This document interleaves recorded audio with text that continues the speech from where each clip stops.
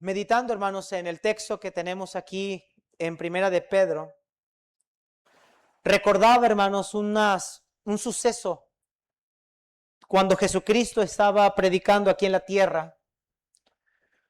Jesús había recorrido algunas aldeas y llegó a una región llamada Gadara, donde se encontró un hombre que estaba poseído por influencias demoníacas, se autollamaba Legión, un conjunto de ángeles malignos que estaban en la vida de esta persona, y la Biblia nos dice que este hombre se golpeaba, se echaba en el fuego, se lastimaba a sí mismo. Y cuando Jesús va y lo encuentra y lo libera de esa legión, de esos demonios, la respuesta de este personaje fue algo increíble y de llamar la atención. Este hombre, cuando fue sanado, cuando fue sacado de esos demonios, dice que estaba sentado, vestido en su juicio cabal, y que se acercó a Jesús y que le dijo al Señor: Señor, yo quiero ir contigo a donde quiera que tú vayas. Yo quiero seguirte, yo quiero ir atrás de ti, yo quiero estar contigo. Y la respuesta de Jesús fue una respuesta sorprendente. Jesús le dijo: mejor ve y cuéntale a los tuyos cuán grandes cosas ha hecho el Señor contigo. No se nos dice más de esta historia, no se nos dice más de la vida del Gadareno, pero lo que sí puedo suponer y creerlo es que el Gadareno salió de ese momento quizá anunciándoles a todas las personas que lo conocían las maravillas del poder libertador de Cristo. Yo creo que el Gadareno salió diciéndole a cada persona que lo conocía lo que Jesús había hecho en él, el poder tan grande que Jesús había mostrado en él, las maravillas del poder de Dios. Y mis hermanos, quizá nosotros no hemos sido libertados de un espíritu demoníaco, de espíritu malo, pero sí hemos sido libertados de la esclavitud del pecado. Hemos sido libertados de la potestad, de la autoridad, del dominio del diablo. Y hemos sido cambiados de familia. Antes éramos familia, éramos hijos del diablo porque las obras del diablo hacíamos. Pero ahora, por la gracia de Dios, somos el pueblo escogido de Dios. Ahora pertenecemos a otra familia. Hemos sido adoptados por la gracia, por la fe en Cristo Jesús. Y nosotros ahora tenemos ese deber y esa responsabilidad de hacer lo que el Gadareno hizo: ir a contarles a todas las personas las maravillas y las virtudes del evangelio que nos salvó a nosotros. Eso es lo que Pedro está exhortando a la iglesia en la carta. Miren el versículo 9. Mas vosotros sois linaje escogido, real sacerdocio, nación santa, pueblo adquirido por Dios, para que anuncien las virtudes de aquel que los llamó de las tinieblas a su luz admirable. Pedro le está diciendo aquí a la iglesia y les está mostrando a la iglesia lo que son ahora, quiénes son ahora, su identidad, su naturaleza el día de hoy. Y les está mostrando que su naturaleza, su identidad, para darles un incentivo mayor. ¿Cuál es el propósito que ahora tienen ellos en esa nueva identidad? Mis hermanos, ser cristiano no es solamente tener la seguridad de que vamos a ir al cielo. Ser cristiano no es solamente tener la dicha y la felicidad de saber que hemos sido rescatados de la esclavitud del pecado. Ser cristiano no solamente es reconocer que Jesucristo me ha salvado. Ser cristiano también implica llevarle a otros las maravillas del evangelio. Anunciarle a la gente, a las personas, a los que me rodean, a los que están alrededor de mí, las virtudes de aquel que nos ha salvado. Y quizá tener ese corazón ansioso y ese corazón fervoroso para ir a decirle a los demás lo hermoso que es, lo precioso que es el evangelio. Pedro quiere que la iglesia entienda lo que hoy son y lo que deben hacer. Que nunca se les olvide a ellos como pueblo, como iglesia, lo que antes fueron y la misericordia que recibieron, sino que ahora den de gracia lo que de gracia recibieron. Así que, hermanos, en este mensaje, nosotros vamos a ser animados a comprender cuál es el propósito que nosotros tenemos como pueblo de Dios. ¿Por qué como pueblo de Dios debemos anunciar las virtudes del evangelio que nos ha salvado? A veces somos muy simplistas cuando hablamos de la predicación del evangelio. A veces se dice, ¿por qué debemos predicar el evangelio? Algunos dicen, porque Jesús lo manda en la gran comisión. Y esa es una verdad, pero el predicar el evangelio es mucho más allá que solo el que se nos mande. Mira, hermanos, escúchame, yo puedo hacer algo porque me lo mandaron, pero puedo hacerlo con una mala actitud. Yo puedo hacer algo porque me lo ordenaron, pero lo puedo hacer sin entender la maravilla de lo que voy a hacer. No hemos entendido el peso tan grande que tiene compartir el evangelio. Porque compartir el evangelio no es solamente presentar 3 pasos para que una persona vaya al cielo. Es entender lo que Dios ya hizo conmigo y lo que Dios quiere hacer con otros. Así que en este mensaje vamos a ver 3 razones por las cuales nosotros debemos proclamar las virtudes del evangelio. Y ese es el título del mensaje que veremos hoy. Proclamemos las excelencias, las virtudes, la belleza del evangelio. Y la primera razón por la cual usted y yo debemos de proclamar el evangelio con tal fervor y con tal anhelo es, en primer lugar, porque Cristo ya transformó nuestra identidad. Cristo ya transformó nuestra identidad. Mira el versículo 9, por favor. Versículo 9, ahí mismo en el texto de Primera de Pedro. Mire lo que dice, más vosotros.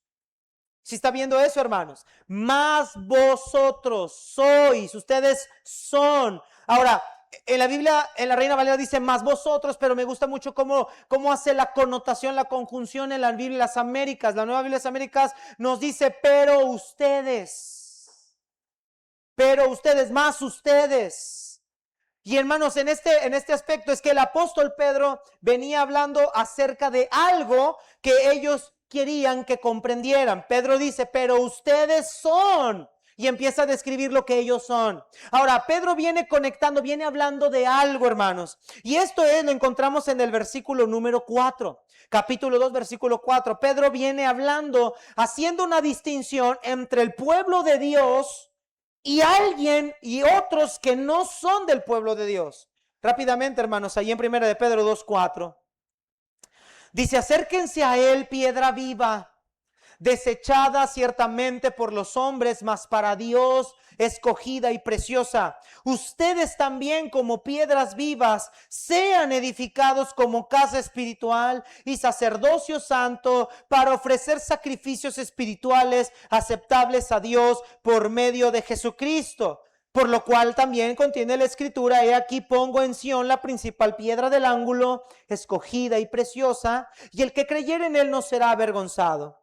Mas para ustedes pues, los que creen, él es ¿qué, mis hermanos? Él es precioso. Pero para los que no creen, la piedra que los edificadores desecharon ha venido a ser cabeza del ángulo, y piedra de tropiezo y roca que hace caer, porque tropiezan en la palabra, siendo desobedientes, a lo cuales fueron también destinados. Quiero que usted note esos 4 versículos antes de entrar al 9, porque el apóstol Pedro exhorta a la iglesia y les dice: acérquense a él, ustedes que ahora son piedras vivas. Pedro ha estado diciéndoles en esta carta quiénes son ahora en el evangelio. En el capítulo 1 les dice que fueron escogidos por Dios en la presencia de Dios, en el previo conocimiento de Dios. Ninguno de nosotros vino al evangelio por accidente. Todos fuimos escogidos por Dios desde antes de la fundación del mundo. Efesios 1 nos dice que nosotros fuimos escogidos antes de la fundación del mundo. No es que nosotros fuimos escogidos conforme el tiempo va pasando. No es como si Dios fuera caminando en un camino y fuera viendo y dijera: ahora me gusta este y lo agarro, y ahora me gusta este y lo agarro. No, no es algo que Dios va eligiendo en la marcha, es algo que Él ya previamente, anticipadamente, Él ya había decidido así.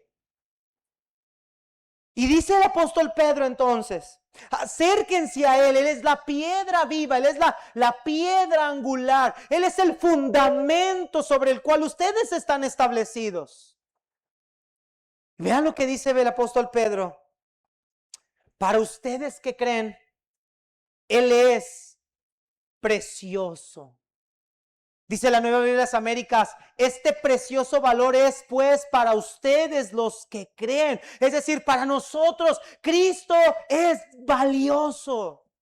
Para nosotros Cristo es precioso. Para nosotros Cristo es algo inigualable, algo inimaginable para nosotros. Para nosotros es esa piedra edificada, es esa piedra angular en la cual nuestra fe está sostenida. Pero hace un contraste. Pero para los que no creen, Él es una piedra desechada. Él es una piedra de tropiezo. Él es una roca que hace caer. Esto habla de aquellas personas que no creyeron en Jesucristo, que lo vieron, que estuvieron cerca a Él, que estuvieron viendo sus milagros, sus obras, y decidieron no creer en Él. Pero mire lo que dice el 8 al final. Ellos tropiezan en la palabra. Son desobedientes. ¿Y por qué son desobedientes, hermanos? Lea el último parte del 8. Porque para ello, o a lo cual fueron también destinados. Son desobedientes, dice Pedro, porque ellos estaban para eso destinados. Son a los que el Señor ya había profetizado que no iban a creer. Son ese pueblo endurecido de corazón al cual iban a rechazar la palabra. Y mis hermanos, en la vida nos vamos a encontrar personas que han rechazado la palabra. Y les podemos hablar del evangelio una y otra y siguientes ocasiones, y hay una dureza, hay un caparazón de dureza en el corazón de ellos. Incluso, hermanos, pregúntate, cuando tú llegaste a Cristo, muchas veces tú rechazaste la palabra en varias ocasiones. Quizá no creíste a la primera que el evangelio llegó a tu vida, pero Dios te dio esa oportunidad para creer. Y en ese contexto dice Pedro: pero ustedes, más vosotros, sois linaje escogido, real sacerdocio, nación santa, pueblo adquirido por Dios. Hermanos, debemos proclamar el evangelio porque nuestra identidad está recogida o nueva en Cristo. Nuestra identidad es otra en Cristo. Nosotros amamos a Cristo no porque nosotros le amamos a Él, es porque Él nos amó primero. Y ahora nosotros somos su linaje. Ve el término linaje. La palabra linaje habla de descendencia. Hermanos, no somos descendientes, no somos salvos por ser descendientes de los judíos. Nosotros no somos judíos. No somos salvos por tener las raíces de Abraham. No somos salvos por eso, porque Dios nos salva por linajes, porque el judío que necesitábamos ya vino. Aquel que vino a dar su vida y tomó su linaje está entre nosotros, habitó entre nosotros, murió por nosotros. Y ahora todos los que creemos en Cristo por la fe somos linaje escogido, somos hijos de Abraham. Somos herederos de esa promesa. ¿Te acuerdas de esa promesa? Te bendeciré, le dijo Dios a Abraham. Y sobre ti, sobre tu simiente, todas las familias de la tierra serán benditas. Bueno, esa promesa se ha cumplido en nosotros ahora. Tú y yo ahora somos ese linaje escogido. Tú y yo ahora por la fe somos pueblo de Dios, somos hijos de Dios, somos su especial tesoro, somos su pueblo especial, somos los que vamos a estar con Él por toda la eternidad, para siempre, entre todos, de toda lengua, de toda tribu, de toda nación. Todos los que en Cristo hemos creído formamos un solo pueblo. La iglesia es el verdadero pueblo de Dios. Si un judío rechaza a Cristo, no va a ser salvo por el hecho de ser judío. Tanto el judío como el griego necesitan creer en Jesús como el Señor y Salvador. Pero ahora tú y yo somos linaje escogido. Dice Pedro, real sacerdocio. Ahora tú y yo fuimos hechos reyes y sacerdotes con el Señor. Ahora tú y yo tenemos cercanía con el Señor. Ahora la ofrenda que tú y yo presentamos todos los días no es un becerro, no es un carnero. La ofrenda que presentamos todos los días es nuestra propia vida. Pablo dice en Romanos 12:2 que nos presentemos como una ofrenda agradable en honor fragante a Él. Ahora tú y yo somos sacerdotes. Ahora tú y yo podemos acercarnos a la presencia del Señor. Podemos ofrecerle nuestra adoración. Podemos ofrecerle nuestro servicio. Podemos ofrecerle nuestra alabanza. Ahora somos parte de su real sacerdocio. Dice más adelante Pedro, nación santa. Lo que hace santa a una nación no es lo que la nación tiene de especial. Lo que hace santa a una nación es el Dios que interactúa con esa nación. Israel era una nación santa porque Dios prometió habitar entre ellos y estar con ellos. Pero ahora la iglesia es una nación santa porque el Señor habita, mora en nosotros. Tú y yo somos el templo del Espíritu Santo. Como pueblo somos su nación santa. Él habita, Él mora, Él nos apartó para sí mismo. Y Pedro termina diciendo, pueblo adquirido por Dios. Note cómo lo dice la Biblia de las Américas. Pueblo adquirido para posesión de Dios. Cristo dijo, mis ovejas oyen mi voz. Y yo las conozco y ellas me siguen y nadie las arrebatará de la mano de mi Padre. Mi Padre que me las dio es mayor que todos. Hermanos, tú y yo somos posesión de Dios. Tú y yo le pertenecemos a Cristo. Tú y yo somos de Él y Él es nuestro. Tú y yo somos ovejas de Él. Somos hijos de Él. Él es el dueño de todos nosotros. ¿Sí está entendiendo eso? Mientras otros están perdidos en la condenación, mientras el incrédulo aborrece la roca, aborrece la piedra angular, mientras ellos la aborrecieron y la despreciaron, para nosotros como hijos, como pueblo de Dios, Él es precioso. Entonces, ¿qué tiene que ver esto con el evangelio? Que nosotros debemos proclamar el evangelio en primer lugar porque nosotros representamos el reino de Dios. Mis hermanos, somos embajadores de Dios en nombre de Cristo. Tú y yo somos representantes de Dios en esta tierra. No se trata de que solamente Dios apartara a su pueblo para poderlo tener y decir, yo voy a apartar a mi pueblo, voy a salvar a mi pueblo, me importa la salvación de mi pueblo, los demás que se pierdan. No, Dios nos salvó, nos apartó, nos escogió para podernos enviar otra vez al mundo, para proclamar su precioso mensaje. Mira lo que dice 2 de Corintios, hermanos. Vamos a 2 de Corintios 5. Nosotros, al ser pueblo de Dios, representamos el reino de Dios. Nuestra identidad nos hace responsables como reino, como pueblo y reino de Dios. Segunda de Corintios 5, por favor. Mire lo que dice la Biblia, versículo 17 en adelante. Dice Pablo, de modo que si alguno está en Cristo, nueva criatura es. Las cosas viejas pasaron, he aquí todas son hechas.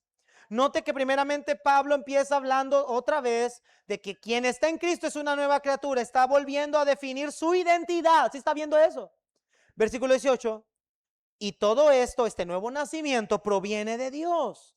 Hermanos, ¿alguien puede ser salvo por gusto personal? ¿No dice Efesios 2:8 que la salvación es un don de Dios? Claro que sí. Ahora mira lo que dice Pablo. Todo esto proviene de Dios, quien nos reconcilió consigo mismo por Cristo. ¿Quién tomó la iniciativa de reconciliarnos con Dios? ¿Nosotros la tomamos? ¿Nosotros pusimos el medio para reconciliarnos con Dios? ¿Nosotros hicimos algo para reconciliarnos con Dios? ¿Sabes qué es lo que tú y yo queríamos? Nada con Dios. Pero fue Él el que nos reconcilió consigo mismo. ¿Cómo? Por Cristo. Cristo fue el medio para reconciliarnos con Dios. ¿Sabes qué es la reconciliación? Eliminar el profundo desacuerdo que había entre Dios y el hombre a causa del pecado. Por eso Cristo vino a cargarlo. Por eso Cristo vino a pagarlo, para eliminar ese profundo desacuerdo. Y mire lo que dice el 18. Y nos dio el ministerio de la reconciliación.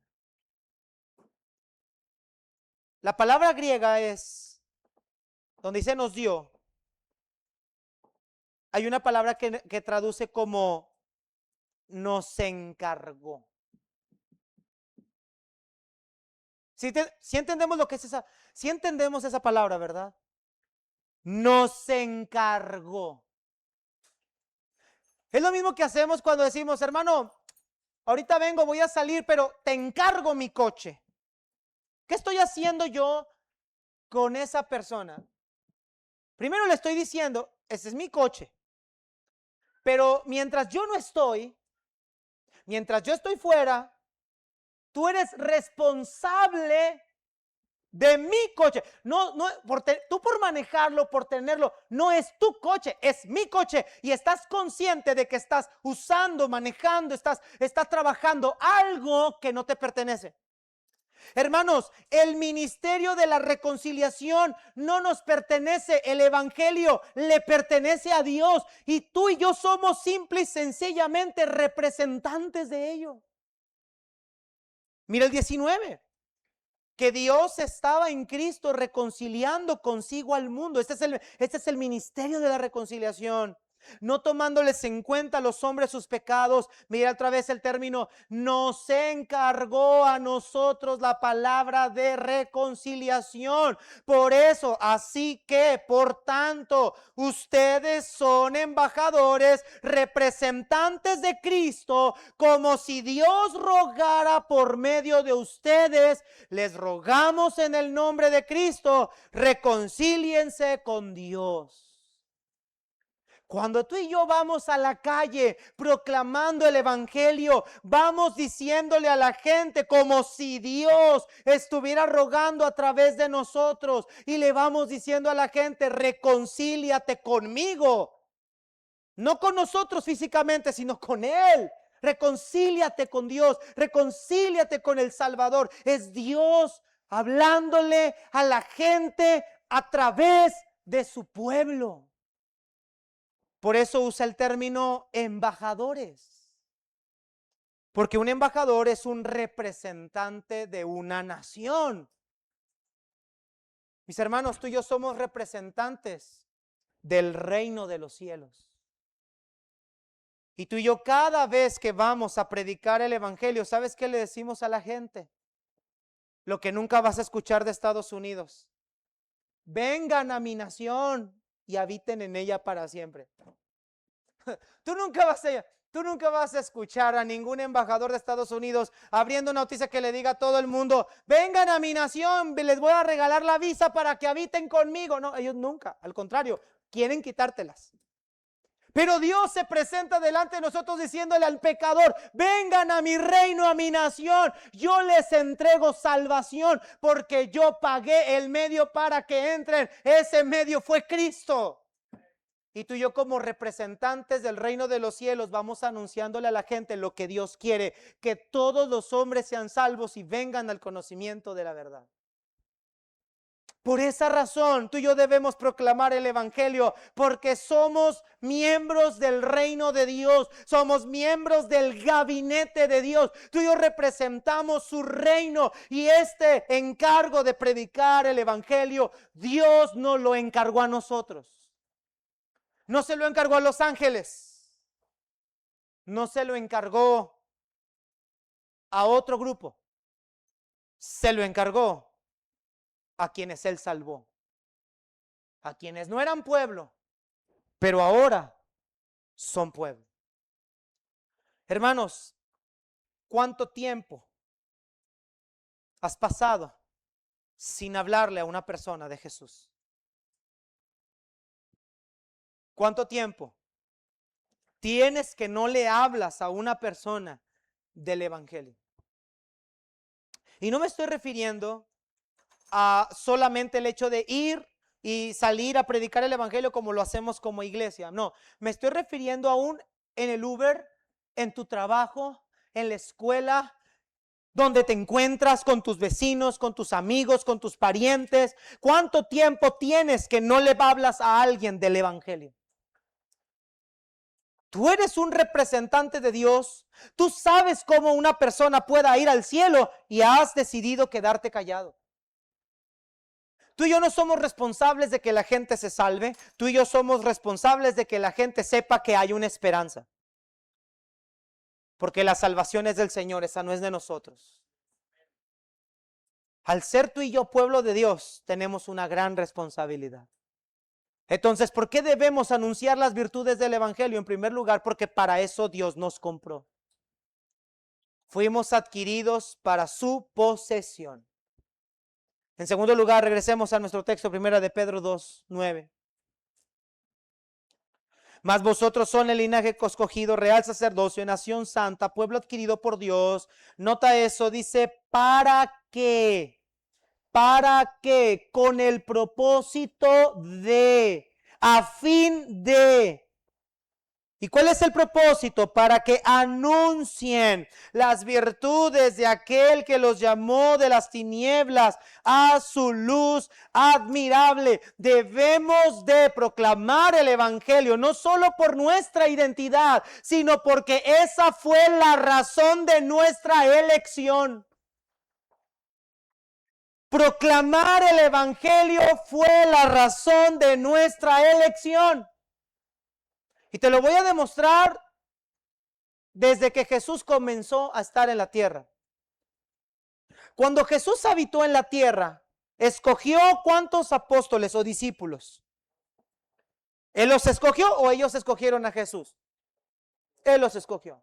Y después de que Él escogió, dice que más adelante los comisionó a que proclamaran el reino de los cielos a todas las demás aldeas, ¿sí o no? Tú ves en el evangelio, por ejemplo, la misión a los 70. Vayan 2 en 2, los mando como ovejas en un campo de lobos rapaces, van a padecer, van a sufrir por mi causa, pero bienaventurados son.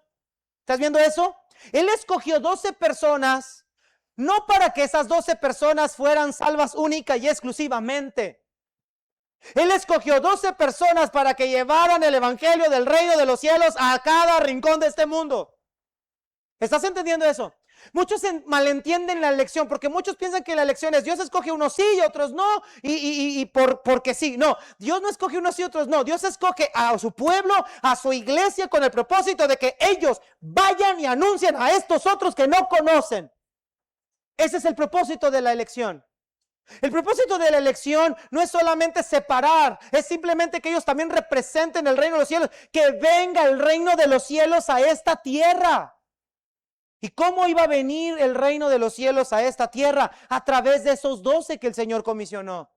Y fueron y recorrieron las aldeas. Cuando Jesús resucitó y murió, resucitó, les dijo, id por todo el mundo y predicar el evangelio a toda criatura. En Hechos les dijo, pero recibirán poder cuando haya venido sobre ustedes el Espíritu Santo y me serán testigos en Jerusalén, en Judea, en Samaria y hasta lo último de la tierra. Hermanos, el propósito de nuestra elección es que nosotros anunciemos las excelencias, las virtudes de aquel que nos llamó de las tinieblas a su luz admirable. Eso es lo que Pedro está diciendo. Ese es el propósito, esa es la razón de tu elección. Él no solo te salvó para amarte, aunque eso es cierto.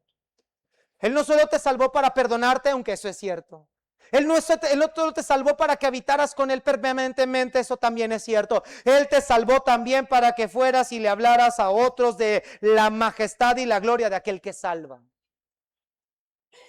Que tú fueras como representante y le mostraras la belleza del Señor que te salvó a ti.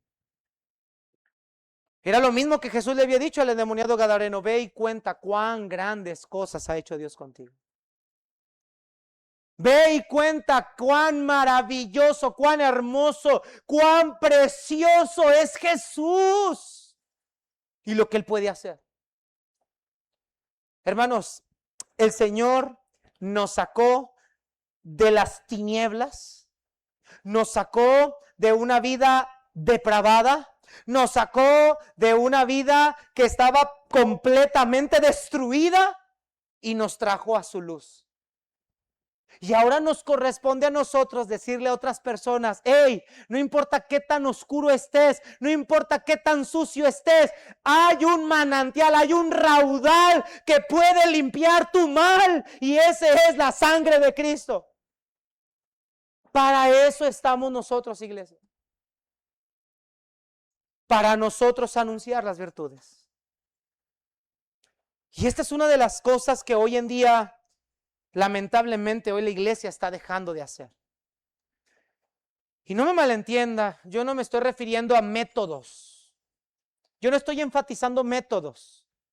No estoy hablando de tocar puertas. Hermano, hay muchas maneras de evangelizar. A lo que yo me estoy refiriendo es que muchas veces hemos decidido ya quedarnos callados en lugar de anunciar las virtudes de que nos salvó.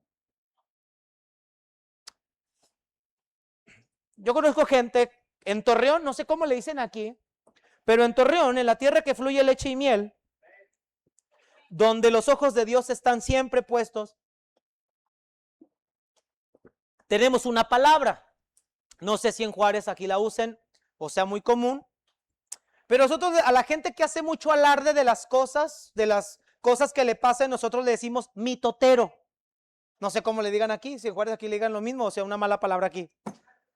Argüendero, bueno, no, mejor nos quedamos con la primera. Hay que enseñarles a hablar a los de Juárez, pero bueno. En Torreón, Gómez Lerdo, les decimos a la gente mitotero. ¿Ah, manazo? Sí, así le decimos a la gente. Y a las personas que le decimos mitotero es porque es una persona que hace algo o recibe algo y lo anda divulgando por todo el mundo. Quiere que todo el mundo sepa que le regalaron, que viajó, que compró, que hizo, se graba videos, todo ese tipo de cosas. O sea, busca la atención de la gente. Pero esas personas mitoteras lo hacen por una razón particular. Ellos tienen una motivación, su propio yo. Que los veas, que los admires, que los adules.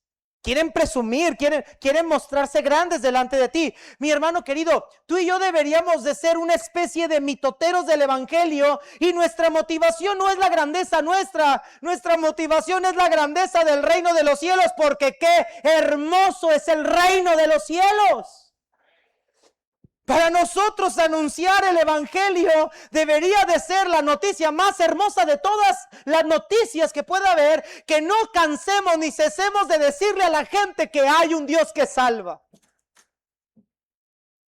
Lamentablemente, se nos ha olvidado muchas veces de dónde el Señor ha tenido que recurrir para sacarnos.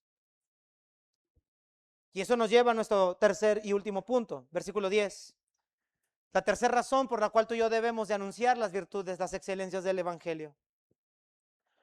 Vosotros que en otro tiempo no eran pueblo, pero que ahora son pueblo de Dios, que en otro tiempo no habían alcanzado misericordia, pero ahora ya han alcanzado misericordia. Mis hermanos, la tercera razón por la cual debemos proclamar el Evangelio es porque nosotros por gracia alcanzamos misericordia y debemos de dar de gracia lo que de gracia yo recibí. Yo debo de dar de gracia lo que de gracia yo recibí. ¿Alguien de aquí se convirtió a Cristo como se convirtió Pablo, que iba caminando en su vida diaria, en su vida común, en su vida secular, ibas de camino a la maquila y de repente se abrió el cielo y Jesús se te presentó y le dijo, cree en mí para ser salvo, y creíste en Cristo y fuiste salvo? ¿Alguien de aquí se convirtió de esa manera? Todos nos hemos convertido porque Dios ha usado la boca de alguien. ¿Estamos de acuerdo, hermanos? Todos nos hemos convertido porque Dios ha usado la boca de alguien. Y así como ese alguien invirtió tiempo en hablarte el Evangelio por la misericordia de Dios, ¿por qué nosotros no vamos a hacer lo mismo que alguna vez tú y yo recibimos? ¿Por qué no gastarme yo para salir y ser de bendición para que otro alcance esa misericordia que yo también alcancé? Mis hermanos, no puede ser posible, no puedo entender cómo sectas, no voy a decir marcas aquí, pero cómo es que sectas sin una motivación real,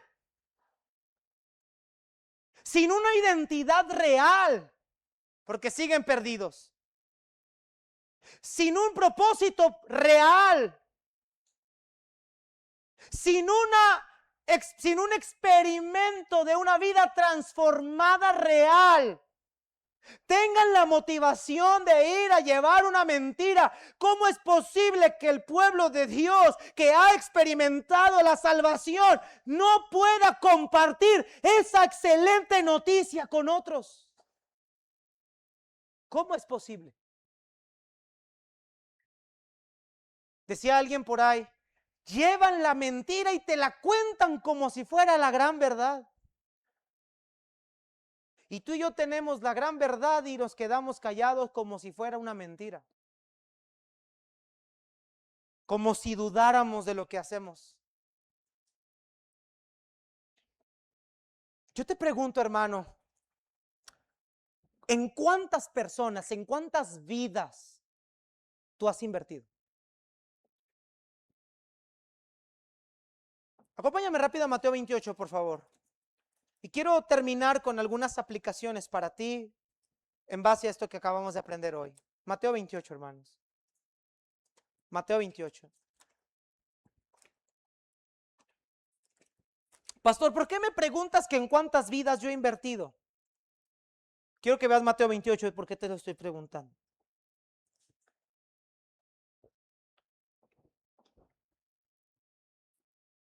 Mateo 28, 19 y 20. Desde el 18.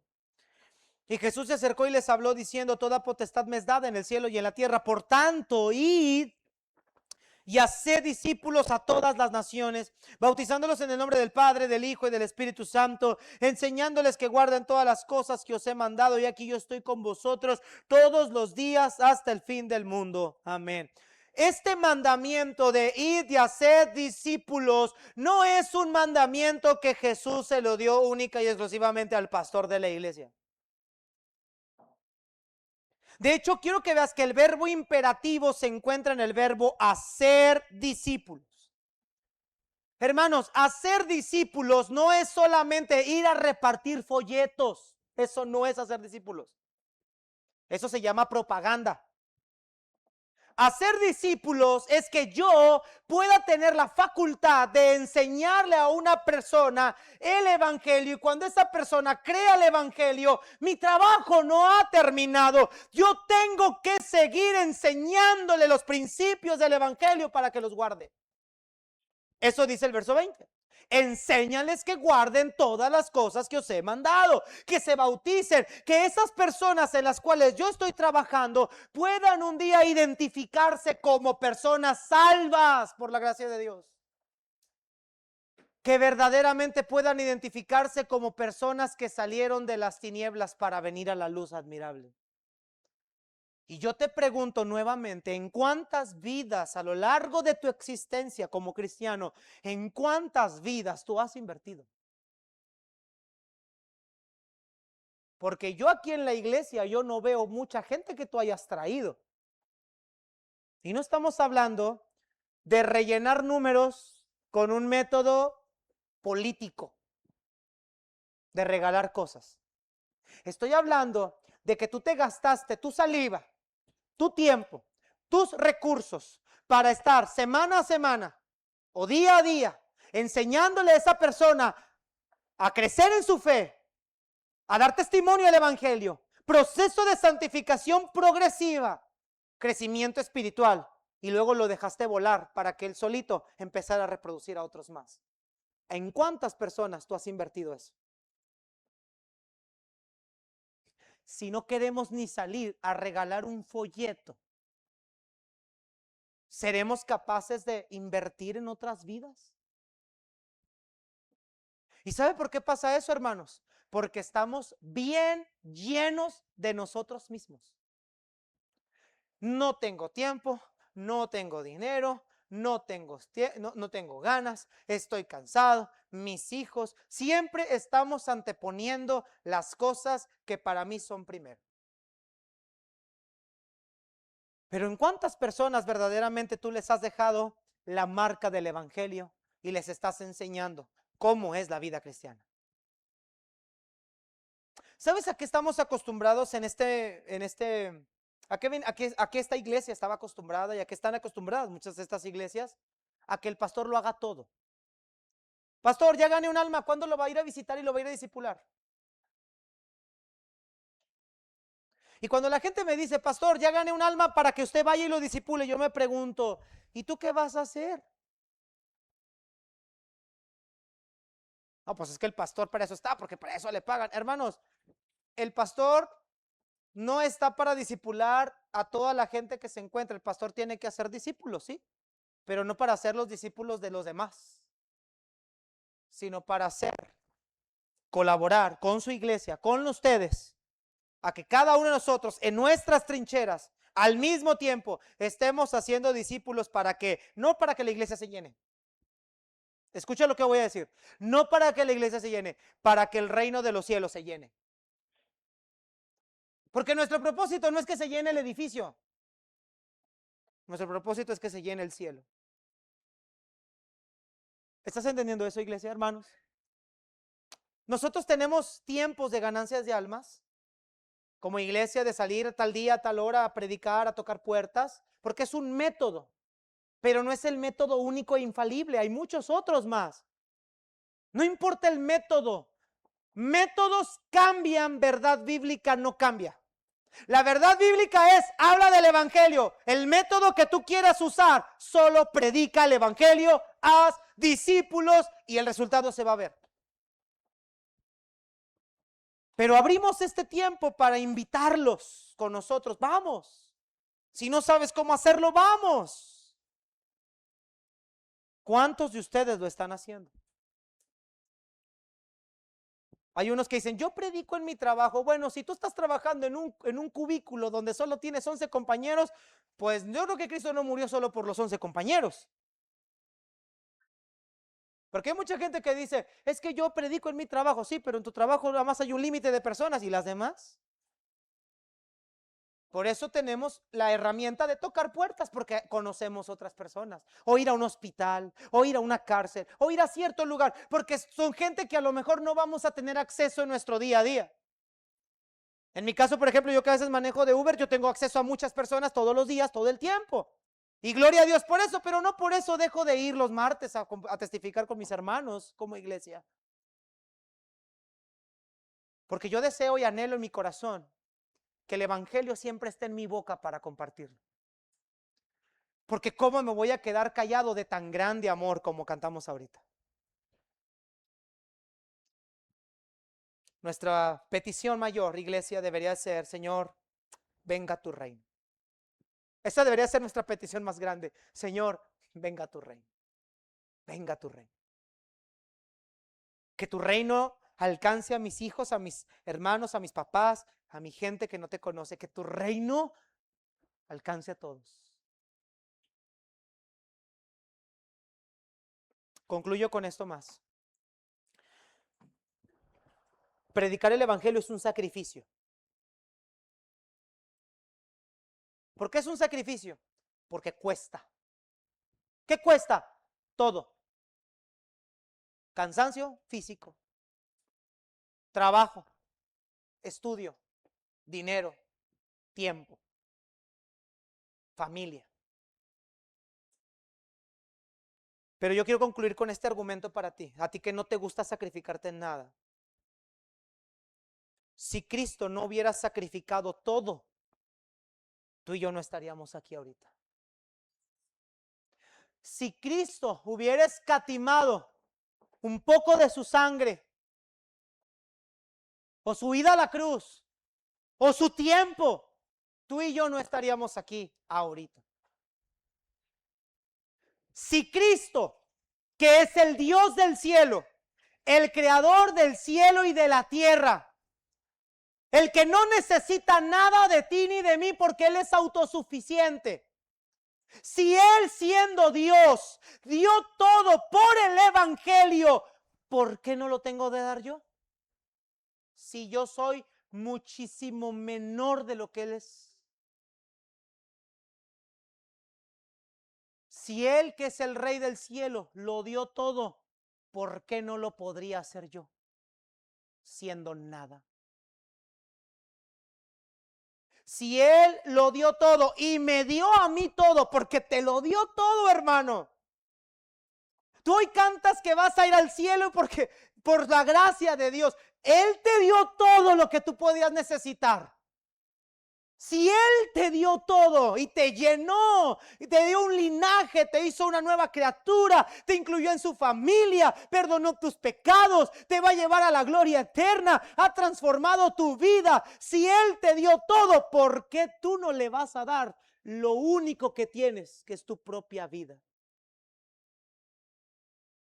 Y además, esa vida que tú tienes no es tuya, porque como vimos en Pedro 3 en la Biblia de las Américas, fuimos adquiridos para posesión suya.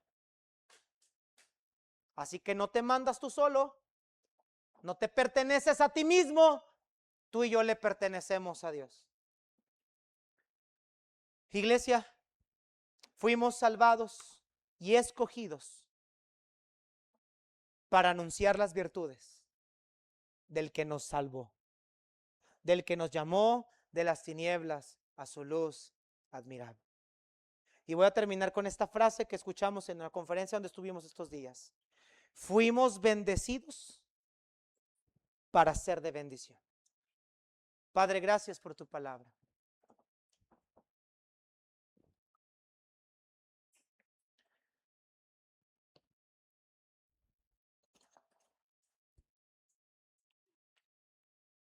Tu palabra, Señor, ha sido